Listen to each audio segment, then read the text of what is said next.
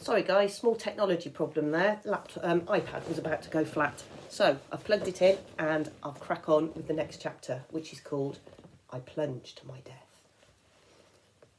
We spent 2 days on the Amtrak train heading west through hills, over rivers, past amber waves of grain. We weren't attacked once, but I didn't relax. I felt that we were travelling around in a display case, being watched from above and maybe from below, that something was waiting for the right opportunity.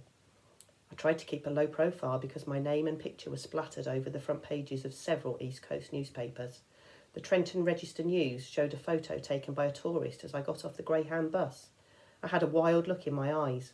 My sword was metallic blur in my hands. It might have been a baseball bat or a lacrosse stick.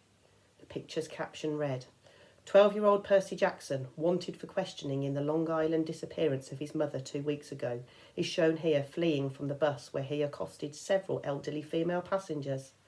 The bus exploded on an East New Jersey roadside shortly after Jackson fled the scene. Based on eyewitness accounts, police believe the boy may be travelling with 2 teenage accomplices. His stepfather, Gabe Bugliano, has offered a cash reward for information leading to his capture. Don't worry, Annabeth told me. Mortal police could never find us. But she didn't sound so sure. The rest of the day I spent alternately pacing the length of the train, because I had a really hard time sitting still, or looking out the windows. Once I spotted a family of centaurs galloping across a wheat field, bows at the ready as they hunted lunch. The little boy centaur, who was the size of a second grader on a pony, caught my eye and waved. I looked around the passenger car, but nobody else had noticed. The adult riders all had their faces buried in laptop computers or magazines. Another time, towards evening, I saw something huge moving through the woods. I could have sworn it was a lion, except that lions don't live wild in America, and this thing was the size of a tank. Its fur glinted gold in the evening light. Then it leapt through the trees and was gone. Our reward money for returning Gladiola the poodle had only been enough to purchase tickets as far as Denver. We couldn't get berths in the sleeper car, so we dozed in our seats. My neck got stiff. I tried not to drool in my sleep, since Annabeth was sitting right next to me. Grover kept snoring and bleating and waking me up. Once he shuffled around and his fake foot fell off. Annabeth and I had to stick it back on before any of the other passengers noticed. So, Annabeth asked me once we'd got Grover's trainer readjusted, who wants your help? What do you mean? When you were asleep just now, you mumbled, I won't help you. Who were you dreaming about? I was reluctant to say anything. It was the second time I dreamed about the evil voice from the pit, but it bothered me so much I finally told her. Annabeth was quiet for a long time. That doesn't sound like Hades. He always appears on a black throne, and he never laughs. He offered my mother in trade. Who else could do that? I guess if he meant help me rise from the underworld, if he wants war with the Olympians, but why ask you to bring him the Master Bolt if he already has it? I shook my head, wishing I knew the answer. I thought about what Grover had told me, that the Furies on the bus seemed to have been looking for something. Where is it? Where? Maybe Grover sensed my emotions. He snorted in his sleep, muttered something about vegetables and turned his head. Annabeth readjusted his cap so it covered his horns. Percy, you can't barter with Hades. You know that, right? He's deceitful, heartless and greedy. I don't care if his kindly ones weren't as aggressive this time. This time, I asked. You mean you've run into them before? Her hand crept up to her necklace. She fingered a glazed white bead painted with the image of a pine tree, one of her clay end-of-summer tokens. Let's just say I've got no love for the Lord of the Dead. You can't be tempted to make a deal for your mum. What would you do if it was your dad? That's easy, she said. I'd leave him to rot. You're not serious? Annabeth's grey eyes fixed on me. She wore the same expression she'd worn in the woods at camp, the moment she drew her sword against the hellhound. My dad's resented me since the day I was born, Percy, she said. He never wanted a baby. When he got me, he asked Athena to take me back and raise me on Olympus because he was too busy with his work. She wasn't happy about that. She told him heroes had to be raised by their mortal parent. But how, I guess you weren't born in a hospital. I appeared on my father's doorstep in a golden cradle carried down from Olympus by Zephyr the west wind. You'd think my dad would remember that as a miracle, right? Like, maybe he'd take some digital photos or something. But he always talked about my arrival as if it were the most inconvenient thing that had ever happened to him. When I was 5, he got married and totally forgot about Athena. He got a regular mortal wife and had 2 regular mortal kids and tried to pretend I didn't exist. I stared out the train window. The lights of a sleeping town were drifting by. I wanted to make Annabeth feel better, but I didn't know how. My mum married a really awful guy, I told her. Grover said she did it to protect me, to hide me in the scent of a human family. Maybe that's what your dad was thinking. Annabeth kept worrying at her necklace. She was pinching the gold college ring that hung with the beads. It occurred to me that the ring must be her father's. I wondered why she wore it if she hated him so much. He doesn't care about me, she said. His wife, my stepmom, treated me like a freak. She wouldn't let me play with her children. My dad went along with her.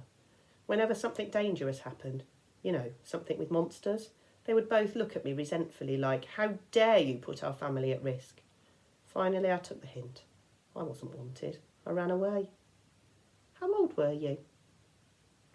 Same age as when I started camp. 7. But you couldn't have got all the way to Half-Blood Hill by yourself. Not alone, no. Athena watched over me, guided me towards help. I made a couple of unexpected friends who took care of me, for a short time anyway. I wanted to ask what happened, but Annabeth seemed lost in sad memories, so I listened to the sound of Grover snoring and gazed out the train windows as the dark fields of Ohio raced by. Towards the end of our second day on the train, June the 13th, 8 days before the summer solstice, we passed through some golden hills and over the Mississippi River into St. Louis. Annabeth craned her neck to see the gateway arch, which looked to me like a huge shopping bag handle stuck on the city. I want to do that, she sighed. What? I asked. Build something like that. You ever see the Parthenon, Percy? Only in pictures. Someday I'm going to see it in person. I'm going to build the greatest monument to the gods ever. Something that'll last 1,000 years. I laughed.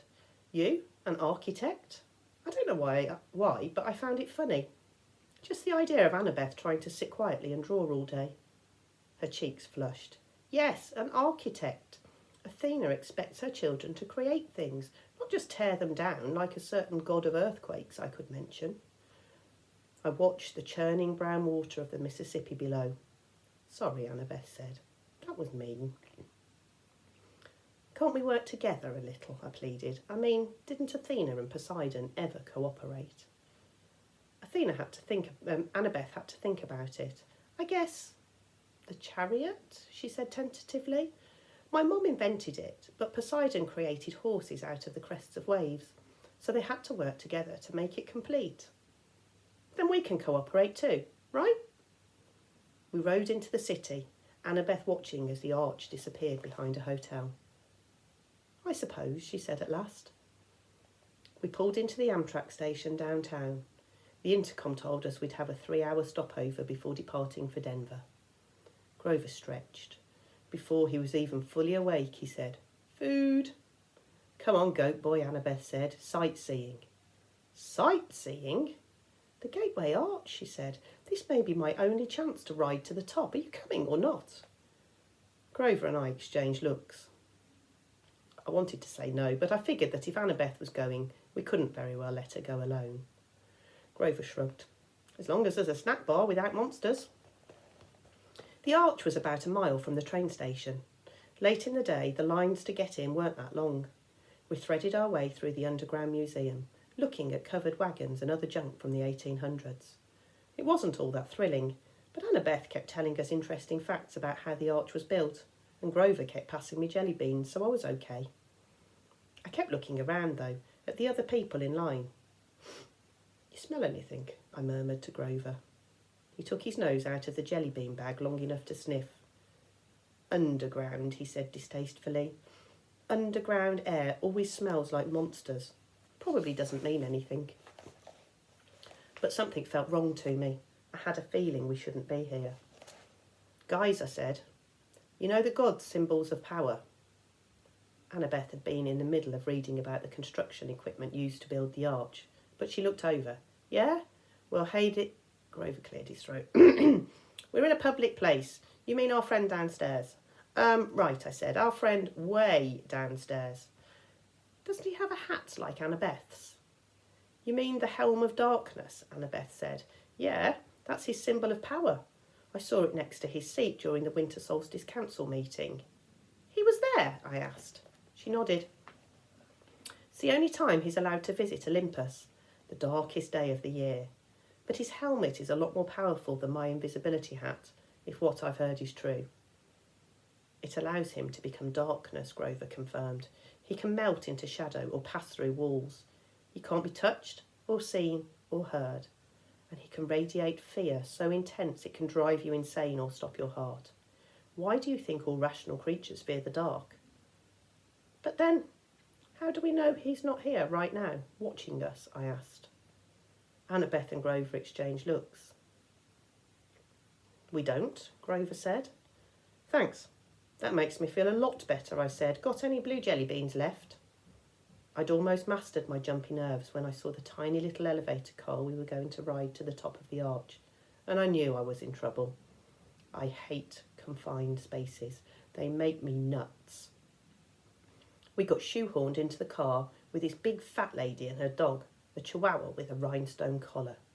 I figured maybe the dog was a seeing-eye chihuahua, because none of the guards said a word about it. We started going up inside the arch. I'd never been in an elevator that went in a curve, and my stomach was not too happy about it. No parents? The fat lady asked us. She had beady eyes, pointy coffee-stained teeth, a floppy denim hat and a denim dress that bulged so much she looked like a blue jean blimp. They're below, Annabeth told her, scared of heights. Oh, the poor darlings. The chihuahua growled. The woman said, Now, Sonny, behave. The dog had beady eyes like its owner, intelligent and vicious. I said, Sonny, is that his name? No, the lady told me. She smiled as if that cleared everything up. At the top of the arch, the observation deck reminded me of a tin can with carpeting. Rows of tiny windows looked out over the city on one side and the river on the other. The view was okay, but if there's anything I like less than a confined space, it's a confined space 200 metres in the air. I was ready to go pretty quick. Annabeth kept talking about structural supports and how she would have made the windows bigger and designed a see-through floor. She probably could have stayed up there for hours, but luckily for me, the park ranger announced that the observation deck will be closing in a few minutes. I steered Grover and Annabeth towards the exit, loaded them into the elevator, and I was about to get in myself when I realised there were already 2 other tourists inside. No room for me. The park ranger said, Next car, sir. We'll get out, Annabeth said. We'll wait with you. But that was going to mess everybody up and take even more time, so I said, No, it's okay. I'll see you guys at the bottom. Grover and Annabeth both looked nervous, but they let the elevator door slide shut. Their car disappeared down the ramp. Now, the only people left on the observation deck were me, a little boy with his parents, the park ranger, and the fat lady with her chihuahua. I smiled uneasily at the fat lady. She smiled back, her forked tongue flickering between her teeth. Wait a minute. Forked tongue. Before I could decide if I'd really seen that, her chihuahua jumped down and started yapping at me. Now, Sonny, the lady said, does this look like a good time? We have all these nice people here. Doggy, said the little boy. Look, a doggy. His parents pulled him back. The chihuahua bared his teeth at me, foam dripping from his black lips. Well, son, the fat lady sighed, if you insist. Ice started forming in my stomach. Did you just call that chihuahua your son? Chimera, dear, the fat lady corrected, not a chihuahua. It's an easy mistake to make. She rolled up her denim sleeves, revealing that the skin of her arms was scaly and green. When she smiled, I saw that her teeth were fangs. The pupils of her eyes were sideways slits like a reptile's. The chihuahua barked louder, and with each bark it grew. First to the size of a Doberman, then to a lion. The bark became a roar. The little boy screamed. His parents pulled him back towards the exit, straight into the park ranger, who stood, paralysed, gaping at the monster. The chimera was now so tall, its back rubbed against the roof. It had the head of a lion with a blood-caked mane, the body and hooves of a giant goat, and a serpent for a tail, a 3-metre-long diamond back growing right out of its shaggy behind. The rhinestone dog collar still hung around its neck, and the plate-sized dog tag was now easy to read. Chimera, rabid, fire-breathing, poisonous. If found, please call Tartarus, extension 954. I realised I hadn't even uncapped my sword. My hands were numb. I was 3 metres away from the chimera's bloody maw, and I knew that as soon as I moved, the creature would lunge. The snake lady made a hissing noise that might have been laughter. Be honoured, Percy Jackson. Lord Zeus rarely allows me to test a hero with one of my brood, for I am the mother of monsters, the terrible Echidna. I stared at her. All I could think to say was, isn't that a kind of anteater? She howled, her reptilian face turning brown and green with rage. I hate it when people say that. I hate Australia, naming that ridiculous animal after me. For that, Percy Jackson, my son shall destroy you. The chimera charged, its lion teeth gnashing. I managed to leap aside and dodge the bite. I ended up next to the family and the park ranger, who were all screaming now, trying to pry open the emergency exit doors. I couldn't let them get hurt. I uncapped my sword, ran to the other side of the deck and yelled, Hey, Chihuahua! The chimera turned faster than I would have thought possible. Before I could swing my sword, it opened its mouth, emitting a stench like the world's largest barbecue pit, and shot a column of flame straight at me. I dived through the explosion. The carpet burst into flames. The heat was so intense it seared off my eyebrows. Where I had been standing a moment before was a ragged hole in the side of the arch, with melted metal steaming round the edges. Great, I thought. We just blowtorched a national monument. Riptide was now a shining bronze blade in my hands, and as the chimera turned, I slashed at its neck. That was my fatal mistake. The blade sparked harmlessly off the dog collar. I tried to regain my balance, but I was so worried about defending myself against the fiery lion's mouth, I completely forgot about the serpent tail until it whipped around and sank its fangs into my calf. My whole leg was on fire. I tried to jab Riptide into the chimera's mouth, but the serpent tail wrapped around my ankles and pulled me off balance, and my blade flew out of my hand, spinning out of the hole in the arch and down towards the Mississippi River. I managed to get to my feet, but I knew I had lost. I was weaponless. I could feel deadly poison racing up to my chest. I remembered Chiron saying that Anaklusmos would always return to me, but there was no pen in my pocket. Maybe it had fallen too far away. Maybe it only returned when it was in pen form. I didn't know, and I wasn't going to live long enough to figure it out. I backed into the hole in the wall. The chimera advanced, growling, smoke curling from its lips. The snake lady, Echidna, cackled. They don't make heroes like they used to, eh, son? The monster growled. It seemed in no hurry to finish me off, now that I was beaten. I glanced at the park ranger and the family. The little boy was hiding behind his father's legs.